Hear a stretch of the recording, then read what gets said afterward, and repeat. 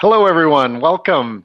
Being real with real people. I'm here. I'm Rick Wilkes from thrivingnow.com, and I'm here with Cathy Vartuli, who's been my partner and co-creator for Thriving Now for years now, and she has her own theintimacydojo.com. And if you have not checked that out and you're interested in raw and real intimacy and talk about sexuality and relationships, she's got an amazing YouTube channel and a wonderful being that I'm delighted to be here with. Hi, Cathy. Hi, Rick. Thanks so much. Well, I love that you really helped me discover myself. Like, I wasn't real before I met you. I was too afraid. And you really helped me step out of my shell, out of who I was pretending to be.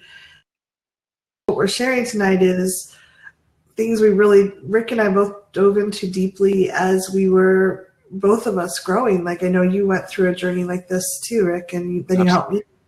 And we fine-tuned it and helped a lot of people with it. There's so many people that are just so lonely. And I talk to people all the time that just feel so isolated. They could be surrounded by people, but they still feel desolate often. And we don't want that for you. We know that there's a much better way to go forward, and we're excited to share this tonight. Yeah.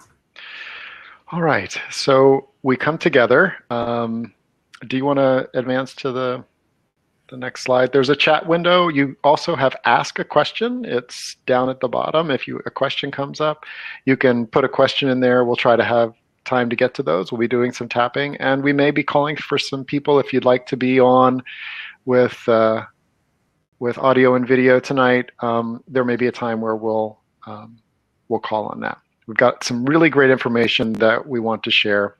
So let's get going. Mm-hmm. So why are we here, Cathy? Well, you and I both we've worked with thousands of people, and so many people share that they're lonely. They may have a partner or not, they may have kids or not, they may have friends all around them. And I know I've experienced this where I've been in a room full of people and I just felt othered. I felt like I didn't connect, and I felt even more lonely than if I was home alone with a book and my cat.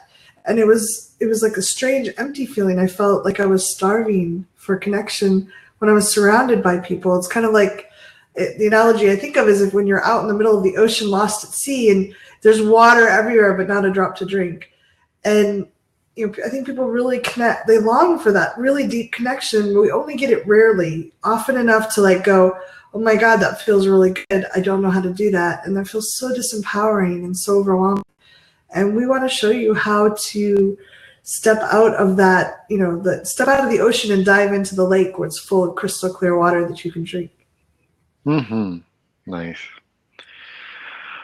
Everyone take a deep breath. We're going to be talking about some things that may raise memories, some of them uncomfortable. And so Cathy and I use tapping. I encourage you to stay present with this. We'll be moving through quickly. We'll be doing some tapping, but even just tapping your collarbone points, thrivingnow.com/tapping is a free tapping guide. If you're new to tapping, you'll be able to watch us as well. By being present, you're practicing being real. And if you notice that you start like drifting away, that's okay. That's part of the realness that you'll be paying attention to. We invite you to come back. And as the slide here says, we never learned how to do this. We might have learned how to, be on a playground and be bullied or be, in games and things like that. We learned how to be in a classroom. We learned how to be a good employee maybe and listen and not make waves. But I know that social chit chat has always kind of rubbed me raw. And it wasn't until I picked up and learned and experienced, in my bones, what we're going to be talking about tonight, that I started feeling like not only could I relate one-on-one at a level that I always wanted, but when I'm in a circle of people, like we are tonight, a circle of people that have come together around the world, we are coming together to feel and experience this, the discomforts, the awkwardness, and the possibilities. Yeah, I still can remember that when I was in Al-Anon for a long time, or I was in a group where people were kind of going around the circle to introduce ourselves. And I would spend, even if it was like 20 people in front of me, I would spend the whole time agonizing over what to say to impress people or to fit in, or like just like trying to figure out in my head who to be so that I would fit in. And I never even noticed what anyone else was saying. And they would come to me and I could barely croak anything out. Like I was trying to pretend so hard to fit in, and it was painful. And I love that we can grow past that and get to a point where we can just be present with other people and naturally let ourselves come out. So it's strangely sad that the opposite of what we learned is what works. The things that our parents, teachers, and any other role models taught us are probably the opposite of how people can function effectively in groups. Mm-hmm. I was taught that if it wasn't working, what I was doing was sort of trying to pretend and be someone different. We'll go through all the big things that people do. If it wasn't working, I had to do it harder. I had to pretend harder or think harder. And if it didn't work, I had to go even deeper, trying to be, again, more what other people wanted or pretending. And it's no wonder people feel overwhelmed and isolated when they're trying to do that, because pretending does not help us connect in real authentic ways with real people.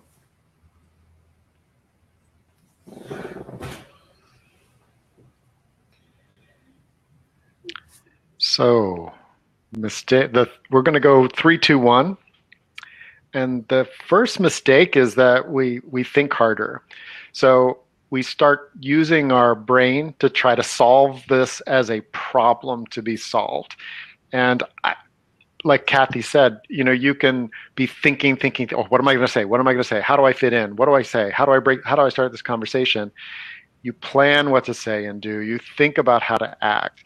And unfortunately, that really gets us out of our body and into our head.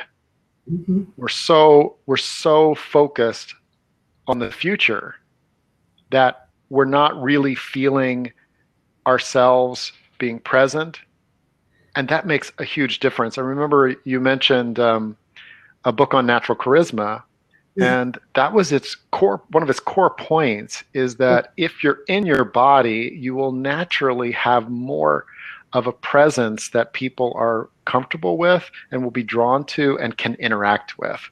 Yeah, Olivia Foster being the Myth of Charisma. It's an amazing book. But yeah, she talks about the more present you are in your body, the easier it is. People can tell when you're not present. They can tell when you're trying to think really hard and not there with them. And people tend to mimic each other. If we see someone really frightened, our brain is immediately more wary. So the less present we are, the less present other people feel comfortable being too. And it's a kind of a cycle. Yeah, I noticed that in situations where I really don't feel savvy, like a bar, I start like talking like I I will start mimicking in order to try to fit in, which is like definitely a thinking. It's to me, it's part of my primitive brain saying, "Oh, we gotta figure out how to fit in," and yeah. So yeah. So the solution is to instead be more present, and this really takes practice because we've really kind of trained ourselves to think our way through things rather than be our way through things. But when we're in the now, in our bodies, we can react to what's actually happening with other people. And the problem is, I do this all the time, or I used to do it really badly. I would write scripts for how things should go, but nobody else had the script. So I would be like, well, I'm going to do this, and then Rick will do this, and then Susie will do this, and Noreen will do that, and then I will react this way. But none of them were the scripts. So, and I see this with my mother. She often she's like frustrated and trying to get people to act a certain way that she's decided in her head is how things should go. Because if they do these things, then her response will be accurate and okay. But without the scripts, the rest of us are kind of like, what am I supposed to do now? What am I supposed to say? And it's awkward in a non-good way, awkward in a like, we're all kind of frozen in our heads instead of all of us being in our body. And some good news there is that rather than trying to get people to follow a script, starting with something much simpler, which is just being with them and being with ourselves, And one of the tricks is feel your toes. Now, why the toes? Neurologically, they're the furthest distance from your thinking brain here all the way down to your toes. Just take a moment, feel your toes, wiggle them, push them into the ground, Yeah. be present with them. Notice their temperature, notice the texture of what your toes are touching. Let them stretch a little bit. You may notice as you stretch and tune with your toes that other parts of your body, like, oh, yeah, your jaw starts unwinding. Ooh. If you're going to have a real conversation with real people, then having your jaw be a little more relaxed, sometimes warming up your body with a little bit of toes, feet, ankles, stretching your knees. Especially when we're talking, we're so visual, like we spend so much time visually connecting that we lose that sense of our body. What else can people do, Cathy? Just notice, like, tune into your body in general and notice what's going on. So a lot of times we try to avoid feelings that are uncomfortable. So if our stomach is tight or our shoulders are tight or we have butterflies, whatever it is, we tend to want to like go away from those. But if you can just be present with those feelings, they often pass very quickly. And you are being real by being with those emotions. So if I have butterflies in my stomach because I'm nervous about something, just being with those butterflies and accepting them lets me be present with my body and what's actually happening now in the moment versus what I'm thinking or planning or trying to force to have happen. And that's just by being present with yourself, you're giving other people permission to be present with themselves. Would you like to lead us in some tapping around some of those feelings, and particularly like connecting the breath and the body, the toes, and including all of us from head to toe? And this may be, I remember there was a time where this would have been a really different concept. I really thought of myself mostly as a thinking brain delivery system. Yes. And so if this is new for you, congratulations. This will really make you feel so much better as you get into this. If this is something that you've been practicing, let yourself practice it at a deeper level. Watch Cathy and I and bring some presence even as you touch your body with the tapping. Yeah, so take a nice, slow, deep breath. And notice your feet on the floor. Feel their feet being supported by the floor or wherever they're resting on. And feel your butt in the chair. Like you are actually being supported right now. The universe has got you. You don't have to hold yourself up. You can actually relax into being supported. Mm-hmm. And let's do a little tapping, starting the karate chop. Even though I often go into my head. Even though I often go into my head. And I try to figure out how to act. And I try to figure out how to act. What if I just stayed present right now? What if I stayed present right now? And let myself be who I am. And let myself be who I am. Even though I could never do that. Even though I could never do that. I'm certain I'd embarrass myself horribly. Yeah, I would embarrass myself horribly, wouldn't I? What if I relax just a little bit? What if I relax just a little bit? And notice my body. And noticed my body. All this pretending really hasn't worked. All this pretending really hasn't worked. Is it possible that people might like who I really am? Is it possible that people might like who I really am? Top of the head, I'm not really sure. I am not really sure. I know, I'm so rarely really me. I'm so rarely really me. Side of the eye, especially in front of people. Especially in front of people. Under the eye, what if I could let me out a little bit? What if I could let me out a little bit? Under the nose, what if I could stay in the now for a few minutes? What if I could stay in the now for a few minutes? Jen, that might feel really good. That might feel really good. Collarbone, what if I could let go of that adrenaline response? Oh, yeah. What if I could let go of that adrenaline response? And they are constantly running in front of other people's opinion. What'd you say? Constantly running in front of other people's opinions. Constantly running in front of other people's opinions. Top of the head, and stay with my body right now. And stay with my body right now. Take a nice, slow, deep breath.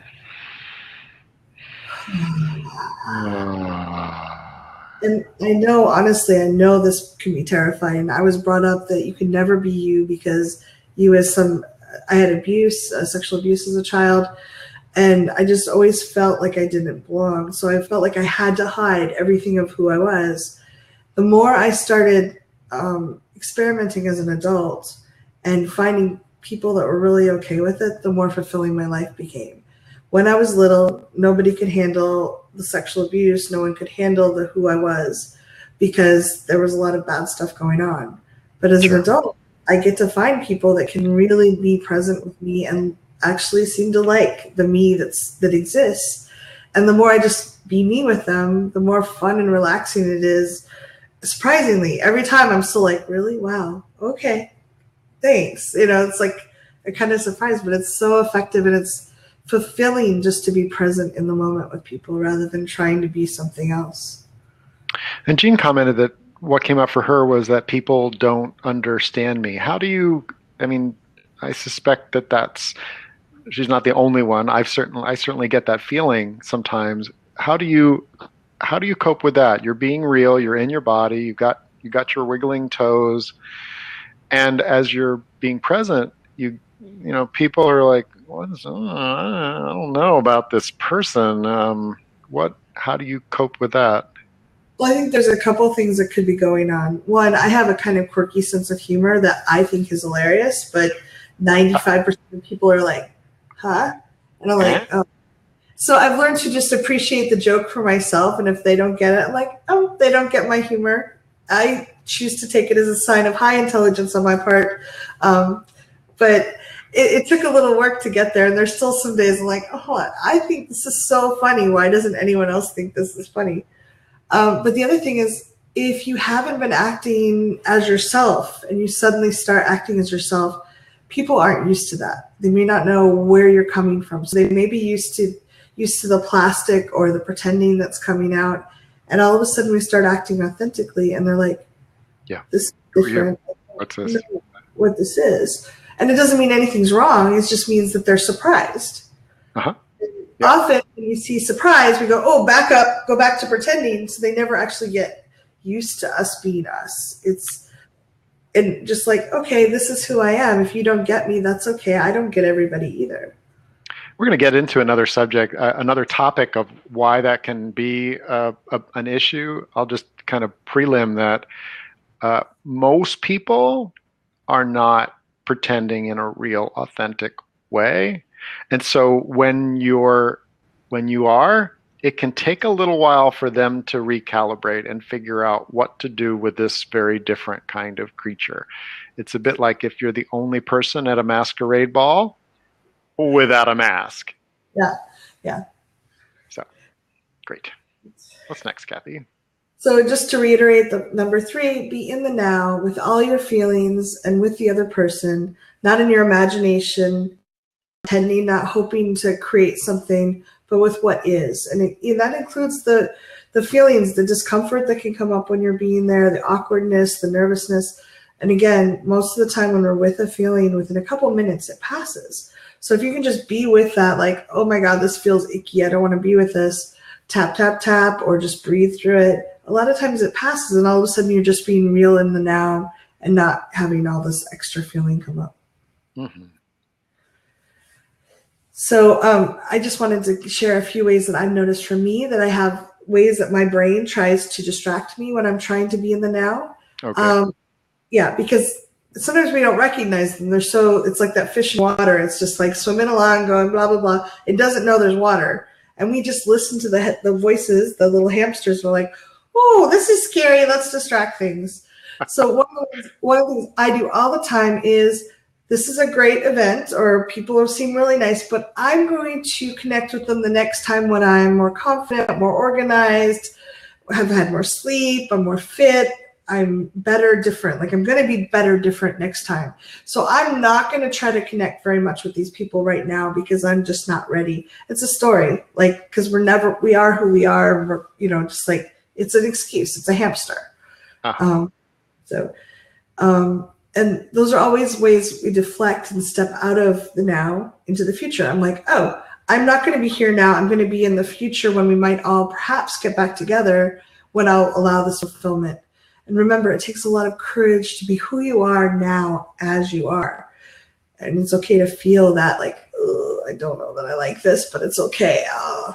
But just notice some of the ways if you want to share in the comments too, how do you deflect? How do you distract yourself from being in the present right now?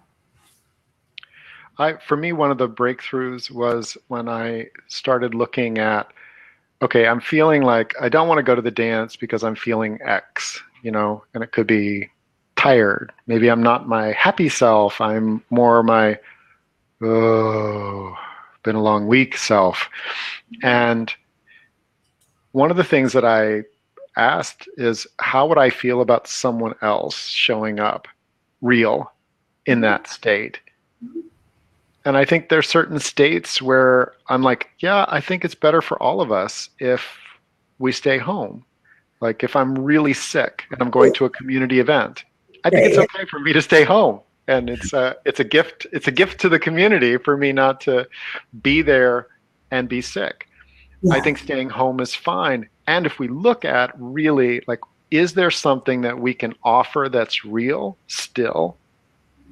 Could be, I'm in a more listening mode. That can be a really beautiful thing. I'm not feeling like I want to share very much, but I'm okay being with people that do, and even encouraging that. So, Yeah. No, I think thanks for sharing that.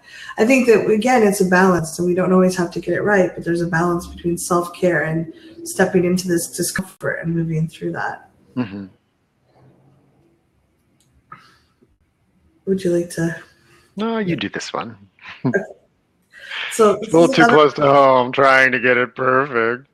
No, I never do this ever. So mistake Fucking with number me. two.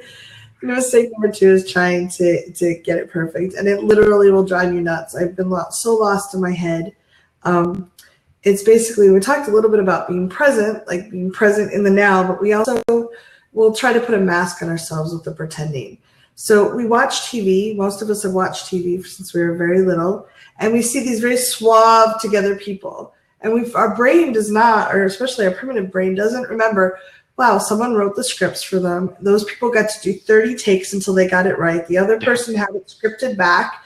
Yeah. We see them go up and they never trip and they always get their words right and they never misspeak or say anything awkward or stupid. And they're never like, unless it's funny, they're not like, oh my God, why did I say that?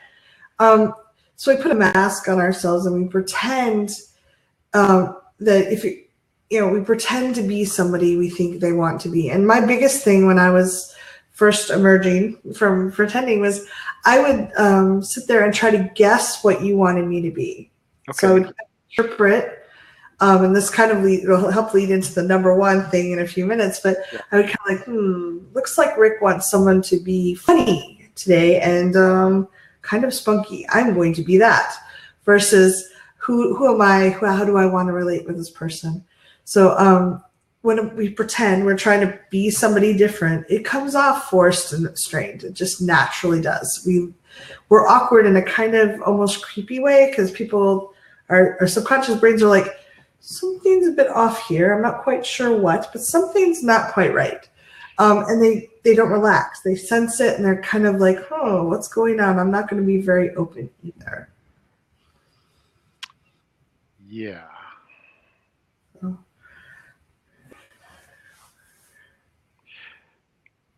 So if you had said, Rick, I want you to let yourself be awkward, probably until like how was it, 5 years ago, 6 years ago, I would have said, no, awkward is not a nice thing. I was convinced that being awkward was not good. And of all the things that can allow us freedom, emotional freedom. I think that allowing ourselves to be awkward instead of perfect is a beautiful doorway, and it's an invitation that we don't have to get our conversation perfect. We don't have to remember each other's names perfectly. We don't have to, yeah, we can share something that's vulnerable. And by doing so, we humanize ourselves, and we accept ourselves being awkward, and it gives the other people a chance to be themselves. Shall we do some tapping on this right now? Yeah, I would love it. Would you like to lead it? Sure. And if anyone is wants to chat and say something about what's awkward for them at an event, like for me, knowing what to say. That's that part of that. That's that perfectionism. That need to know what to say is my inner perfectionist coming out and saying, "Get it right." Always right way. Yeah. Okay. So again, let's go back to our toes. Wiggle our toes. Feel gravity working. Progressively, kind of go from your toes up your body. As you get to your lungs and your diaphragm, take a breath.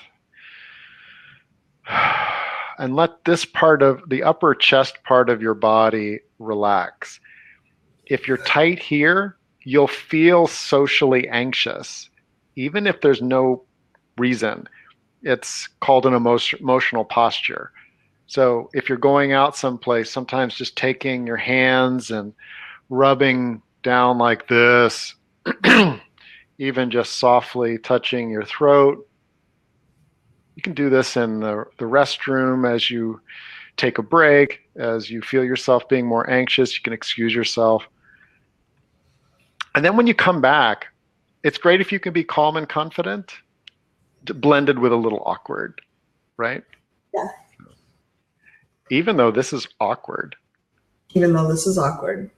And I've always been a bit awkward at this. And I've always been a bit awkward at this. It's okay. It's okay. Even though it doesn't feel okay to be awkward. Even though it does not feel okay to be awkward. I'm supposed to be polished and professional and perfect.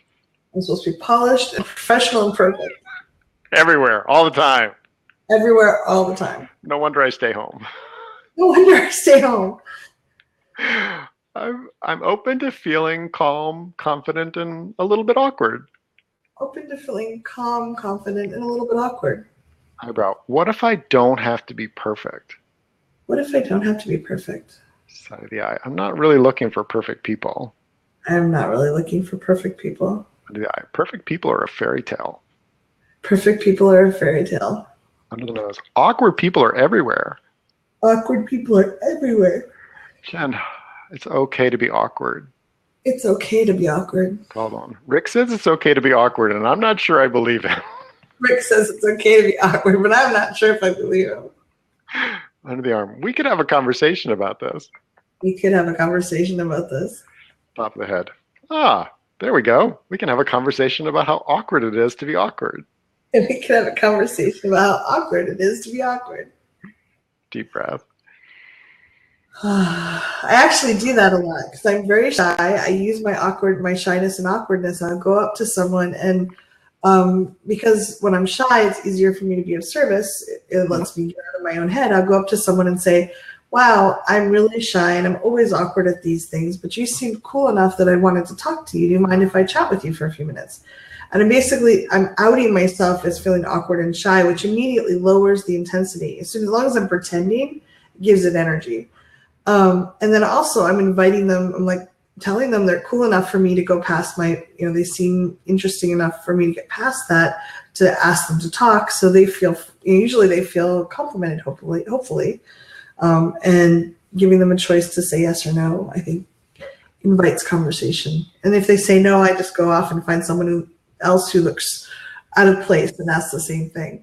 So you can actually use that awkward feeling as a doorway, because I know there's always some extroverts that are very comfortable with a lot of people, but they're like 3 to 5% of the room. If you look around, most of us our eyes are on the person that's very out there and flamboyant, but if we kind of look around the room, you'll see that there's a whole gradient of people, and there's certainly some people that are kind of on the side going, I don't know anyone here. I don't know what to do. And if you talk to those people, it's an act of service.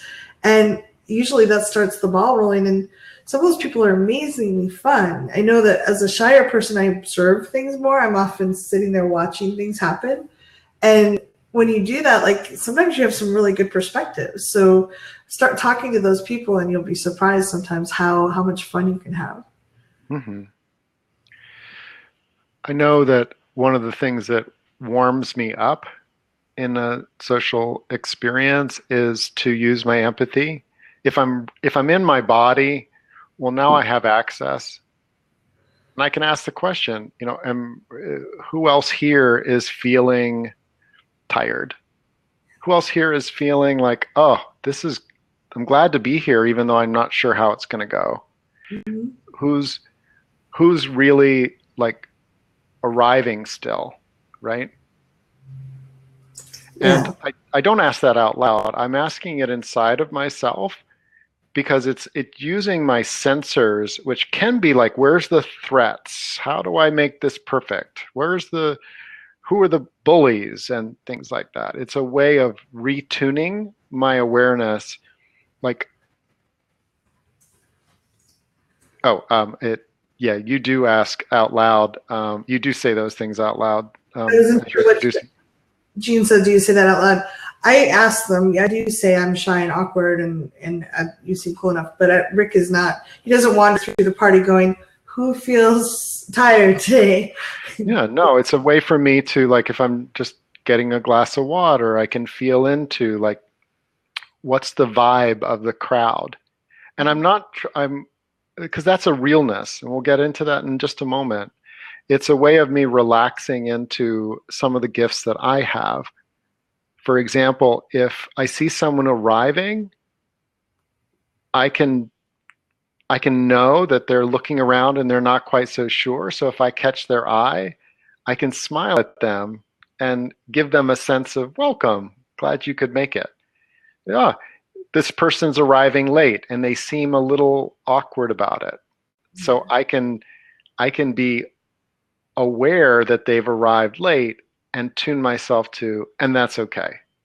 We're human. Things happen and whether I don't have to say that, but it starts getting the real interactions moving. For those of us that are energetically sensitive, I think it's really fun to also have conversations which are energetic as well. It can make you feel more savvy. And yeah, it's going to be weirdly awkward. But I did this with my daughter early on. I guess as she started coming into her intuitive gifts, we would go places and I would have her just kind of feel, and, oh, well, how do you feel in relationship with that? Oh, well, I feel a little bit of like my heart opening. I feel a little bit like I want to go give them a hug, right?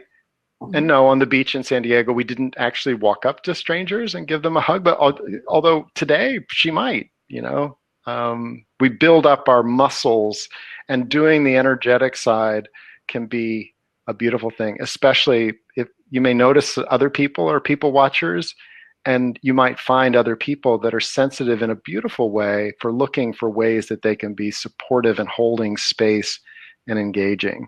And I think that's a very real way to be, even if you're not going to be the one kind of making the party. You can be a beautiful space holder. So, shall we go on to the next slide? Yes. So yeah, the point is to take off your mask when you don't have to take it off all the time. We're not talking about ripping, bearing your soul to everybody, but practice taking off your mask and just instead of being what you think people want you to be who you are right now. Mm-hmm.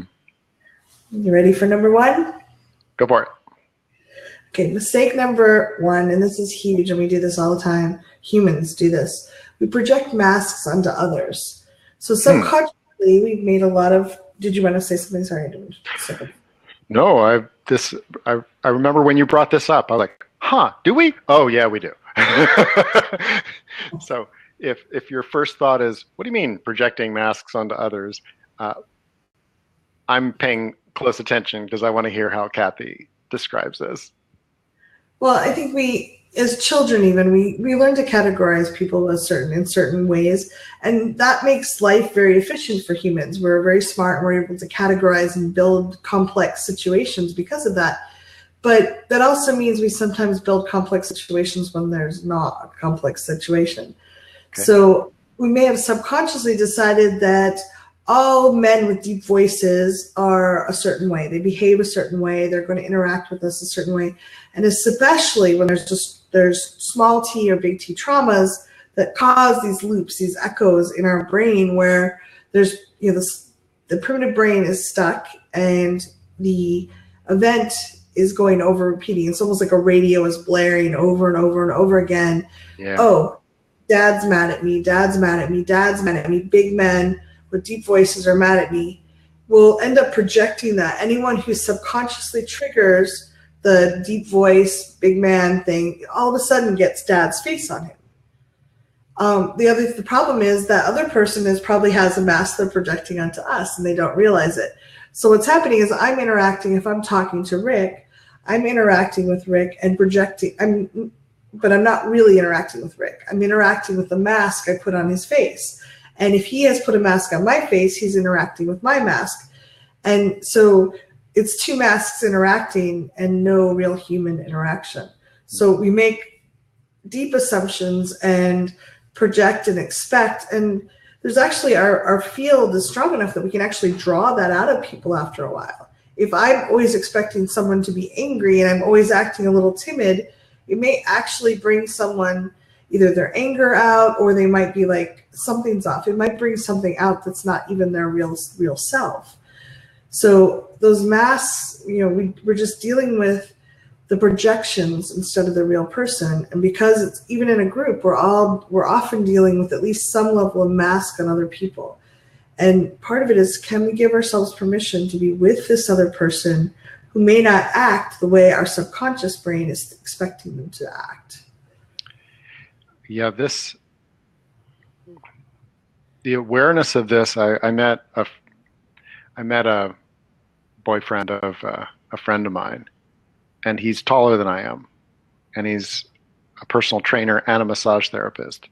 He's a big guy, and looking at it this way, I realized that I had to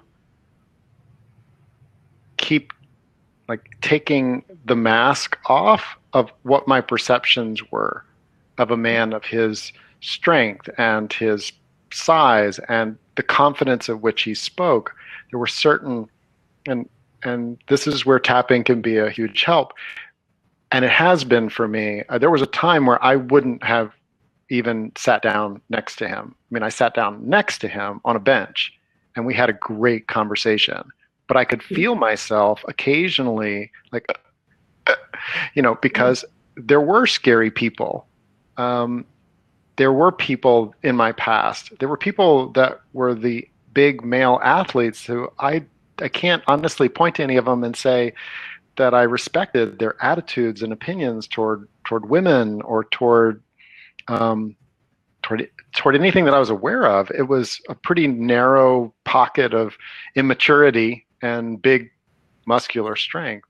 And because of that, I've carried with me that way. I think the word teacher still has certain images, mix of things, especially male teachers have a mask that comes up. And so we can have this around race, we can have it around age, we can have it around height, we can have it around how old someone is, how fit or fat they are. We have all kinds of ways that we stop relating to the person who's actually present with us.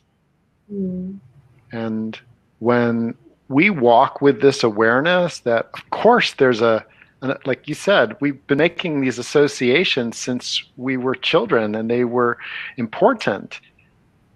Someone who wears this outfit means something, and we try to figure it out. And then it's very difficult sometimes for our primitive brain to break that association and start to generalize. It takes energy and effort consciously to do that.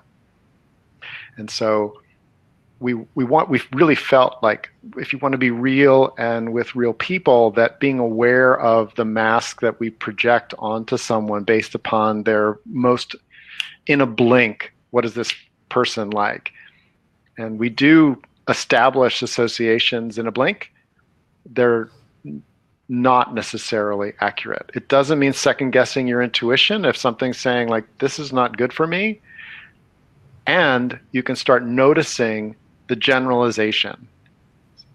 Generalizations will show up in our lives, right? I mean, we start noticing that we have a certain attitude toward people that fit certain pattern. That means that it gives us awareness of our own mask that we project. Absolutely. And I think that for me, it's kind of like if you've ever heard of walking meditation, you're walking along and you let your thoughts drift and you just gently bring them back to the walking. Relationship meditation, in a way, it's like, oh, wait, I just put a mask on someone. Okay. Can I remove that mask and start, who is this person really? Because even day to day, Rick and I have known each other for 10 and a half years and we've talked a lot, worked together a lot in really fun ways. But he's different every day. So like, who is this person being right now? What's going on for this person? Just like being present and curious is very powerful. And who doesn't like someone who's like really like, who are you right now? You get to be anyone who you want to be. I'm curious about this interaction, this brand new interaction that we may have never had before.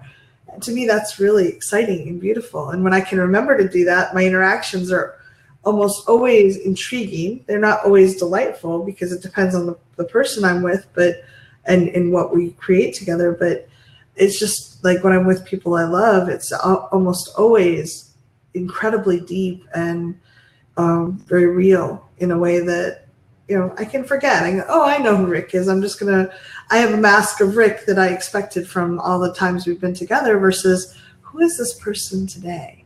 Who is it? Who am I? What can I discover? Mm-hmm. Right? Yeah. Again, we said before, they're often, we learn these when we were little because they worked. We subconsciously decided that big men are scary, blonde women, or women that look a certain way or move a certain way, or they always cry. You have to watch out for their feelings, or just whatever. We have all kinds of stories that we learned as little children. And again, especially when they're around a trauma where it's kind of locked, that energy is locked in place, those masks can be very strong. And they tell us, put on this mask on this person and act that way, which is effective in some ways because it lets us not think. We can just kind of slip into a role, but it makes us stop seeing people as they really are.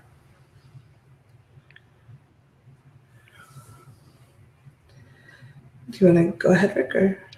Yeah, like I said, it's being aware. What are you assuming about a person? By their appearance, by their inflection, by their accent, by their age, by their weight, by their color of their skin, the level of education that's obvious or not. And then what do you expect from that? What are you expecting from them? The quiet person in the corner at the dance may be an amazing dancer, but just wants to be invited. If I expect that person is not a good dancer or not interested because, let's say, they're not catching my eye the same way a more bold person might say, yes, I at least am aware that there's certain things that I am projecting. And can we allow room for them to be different? And I think that for each of us, there's a range of that. I mean, there's sometimes in the moment, I can tell I don't have a capacity for them to be out of the box I've put them in. No, go back in that box. Get in there. I'm sorry. You're a guy that's behaving a certain way. You're in the box. I don't even know if there's a door, a lid, or anything. You're just in the box. But I'm definitely aware of it. And I know that in that moment I've diminished their humanity and made them a caricature. And by doing so, it's okay. I mean, I have a primitive brain. the edge for me is that the more that I allow them, other people, to show up in other ways, I'm noticing that my my reactions that aren't accurate have a certain tone to them. Mhm. Um, you know, someone used the term snobbish, or could be judgmental or harsh or uh. Um, and it could be that one particular slice of their attitude might be like, ew, Mhm. we're multifaceted human beings. And I know that in certain contexts, it's a beautiful thing to be able to meet people around a shared interest, even if, let's say, our politics are utterly different, Yes. or the way that we like to spend our money would be baffling to each other. Mhm.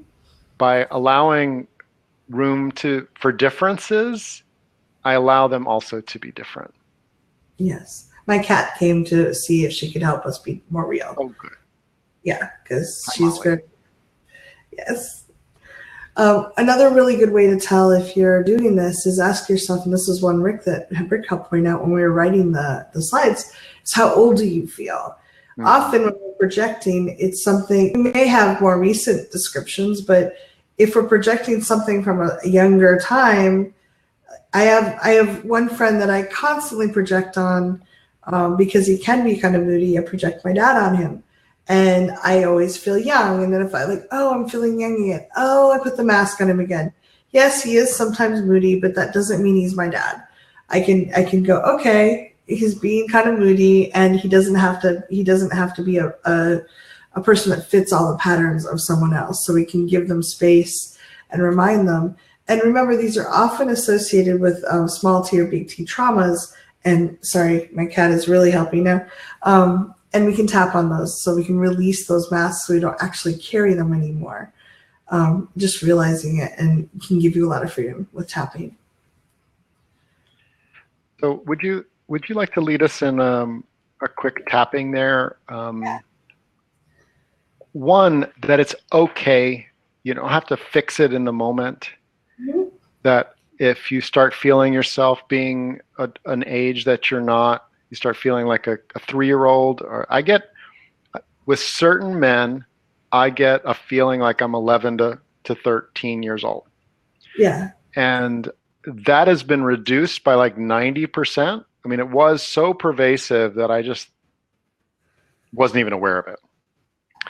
And by doing the tapping on specific events, and also noticing then afterwards, there was a guy that I met, and I was like, huh, what's up with this? I do not feel like I can relate to him as an adult right now. So I didn't try.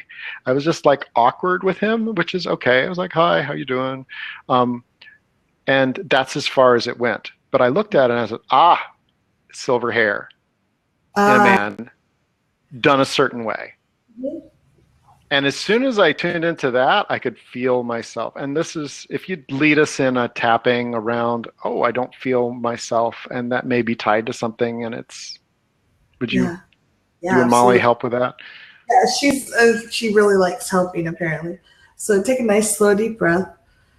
And just notice your body. There's so much wisdom in your body and there's so much awareness. And think of someone that you act differently than you'd like to, if that helps, because that's probably a mask. If you find yourself consistently acting differently than you would like to be around that person.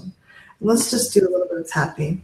Mhm. Karate chop. Even though I love to wear masks, Even though I love to wear masks, and I'm good at putting them on other people too, and I'm good at putting them on other people too, maybe nothing's wrong. maybe nothing is wrong.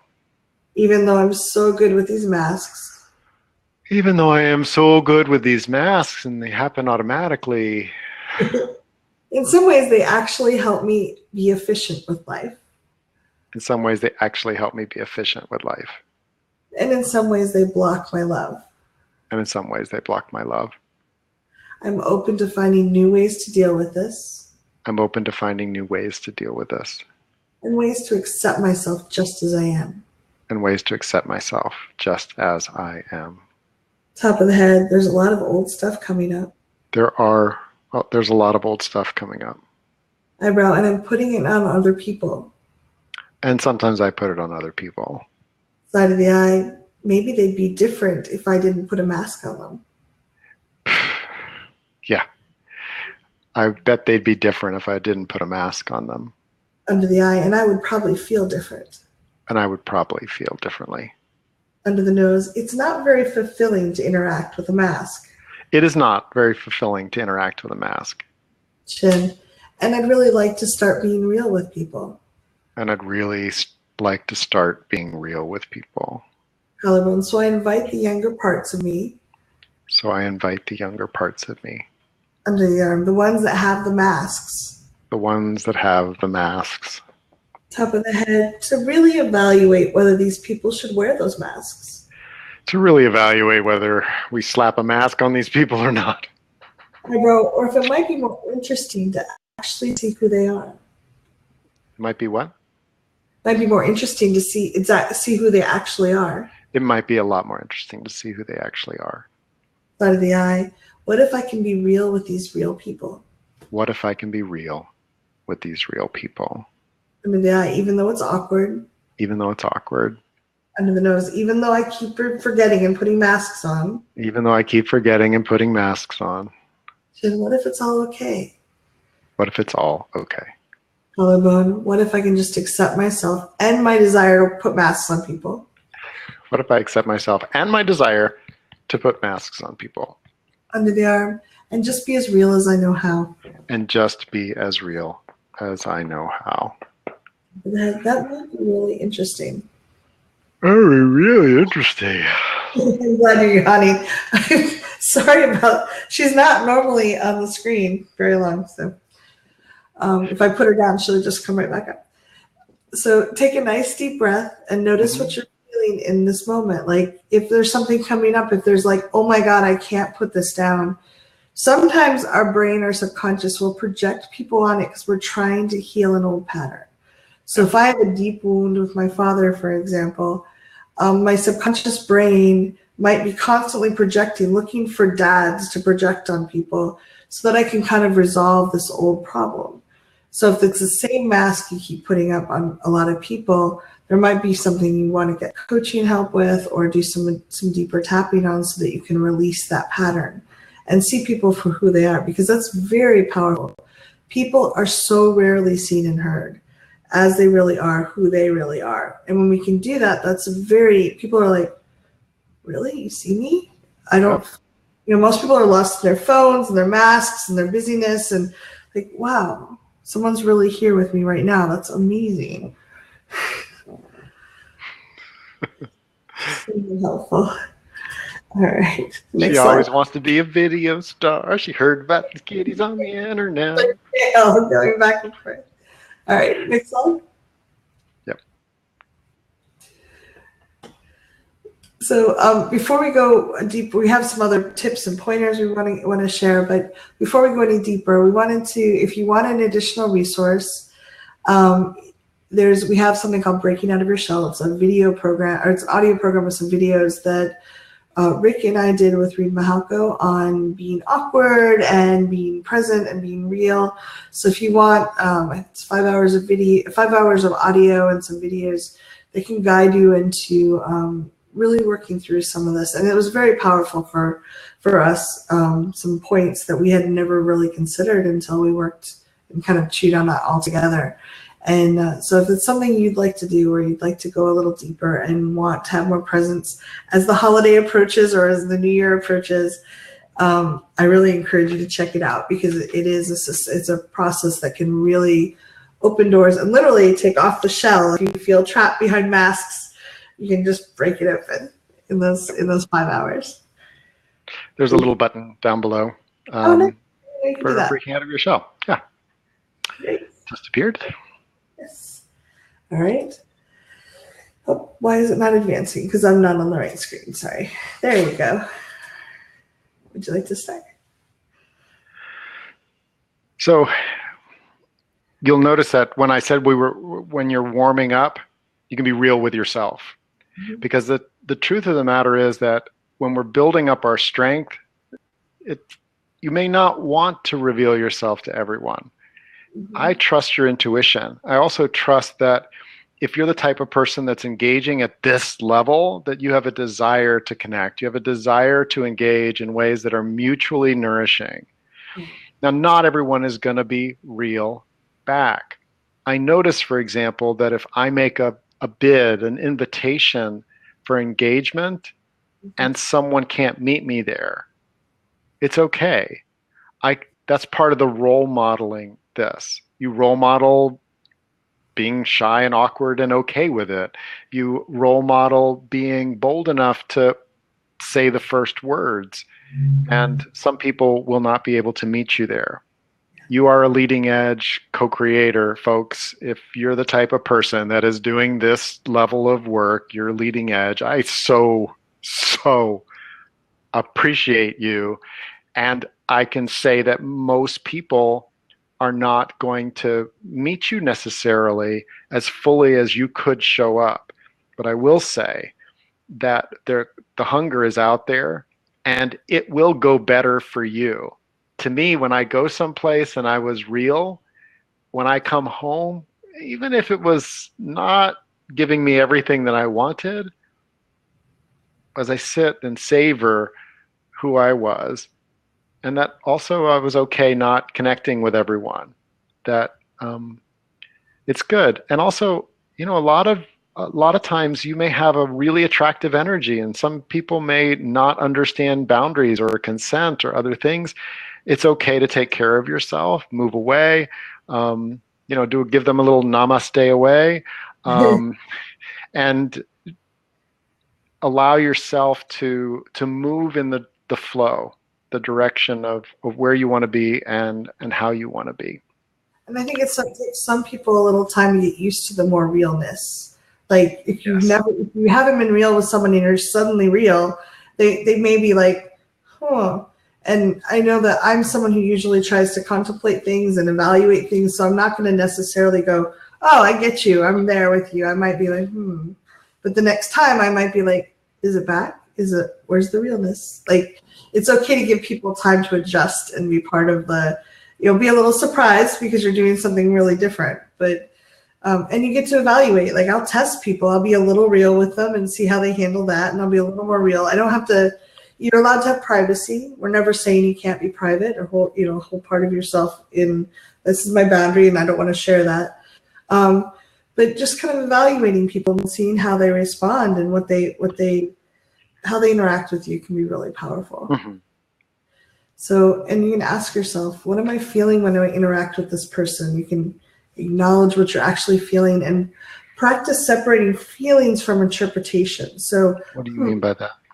So like Rick right now is like kind of leaning forward and he looks thoughtful to me, but it could be, I could be like, I'm making a story up about what he's thinking or feeling. I may be feeling connected or quiet. I'm be like, oh, he just shifted positions. He looks kind of stern now. Oh, what if I said something wrong? Versus he might be stretching his back in a different way. So we interpret things in, like we can feel things in our body, but we're also interpreting in our heads and making up stories. So, I'm concerned people are upset about my cat being in the video with their tail flipping back and forth and she's distracting them. People have said they thought it was cute, but she doesn't normally help.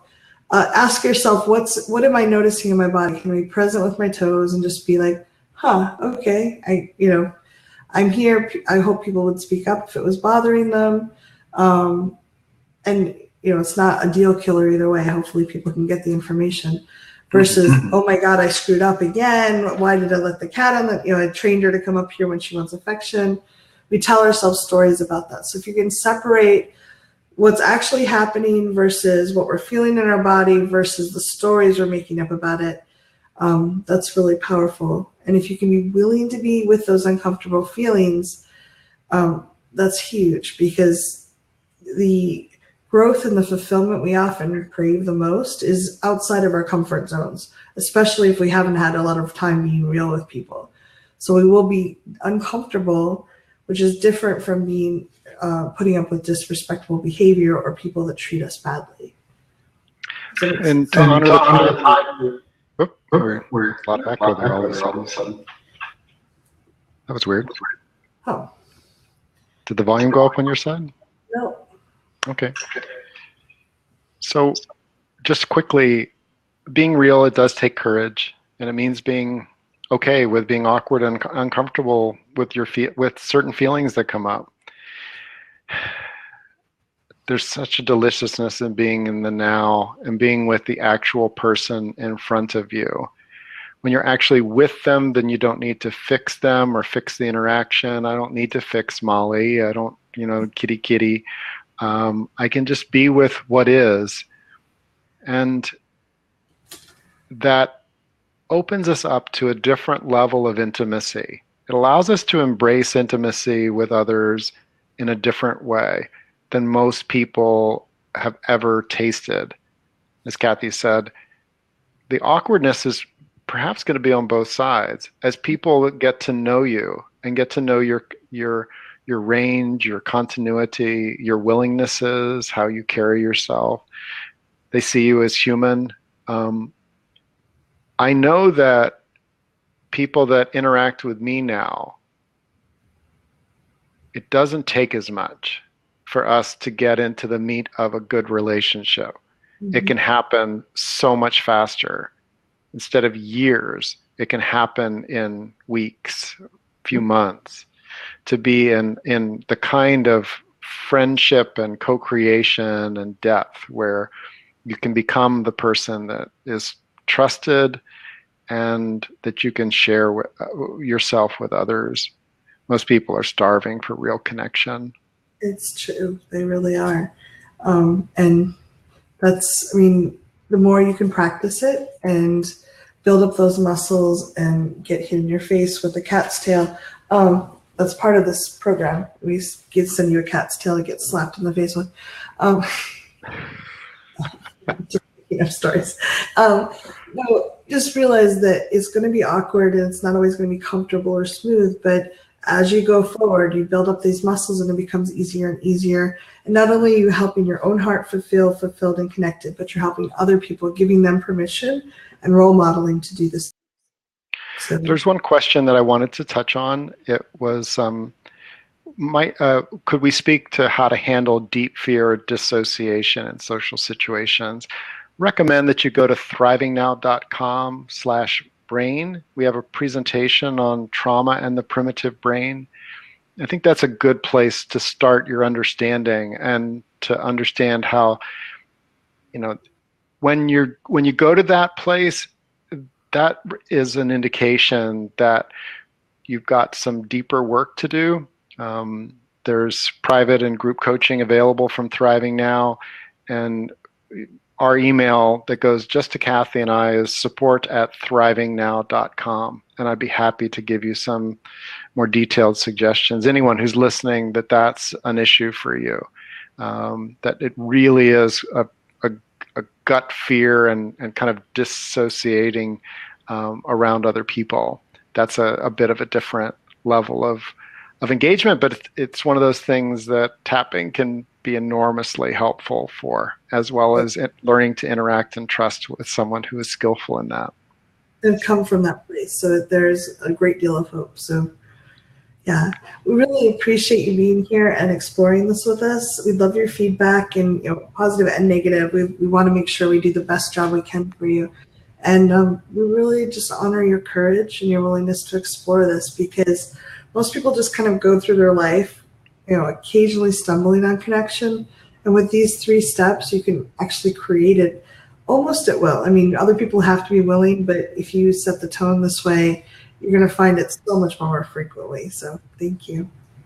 Thank you all. We'd love to see your comments also in the chat window. And you can tell your friends that this is available. The replay will be here at this link. So thank you all so much. Thanks, everyone. Good night.